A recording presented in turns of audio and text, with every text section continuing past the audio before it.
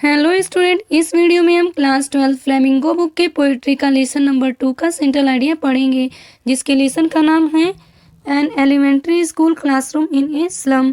एक प्राथमिक विद्यालय, एलिमेंट्री मतलब प्राथमिक, स्कूल मतलब विद्यालय, क्लासरूम मतलब कक्षा, इन इस्लाम मतलब गंदी बस्ती में। गंदी बस्ती में एक प्राथमिक विद्यालय की कक्षा।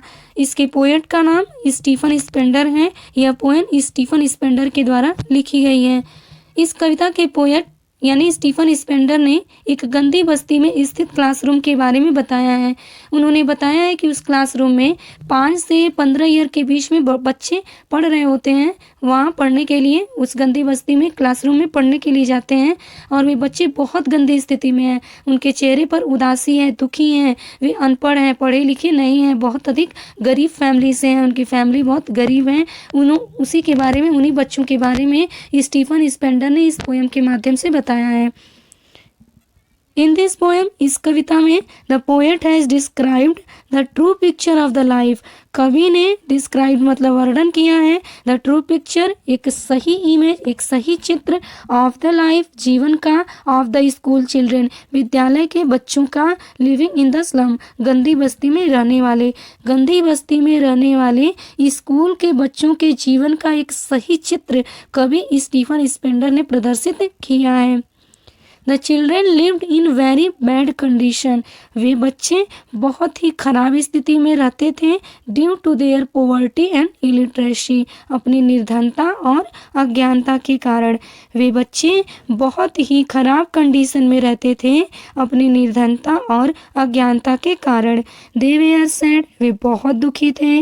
There pale faces express sadness, their pale faces उनके पीले चेहरे से, एक्सप्रेस मतलब प्रदर्शित होती थी, सैडनेस मतलब उदासी, उनके पीले चेहरे पर उदासी झलकती थी, प्रदर्शित होती थी।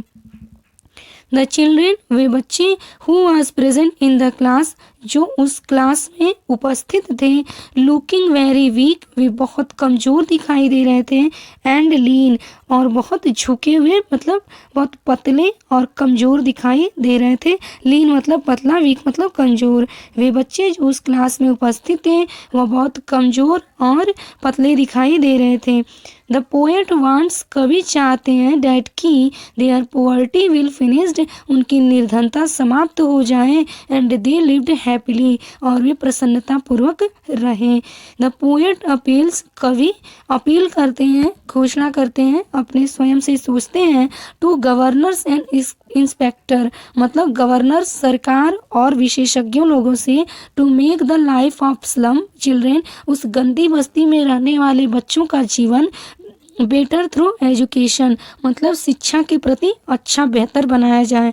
कवि जो हैं वह गवर्नर और इंस्पेक्टर से अपील कर रहे हैं कि एजुकेशन के प्रति, शिक्षा के प्रति उन बच्चों का जीवन एक बेहतर बनाया जाए, अच्छा बनाया जाए।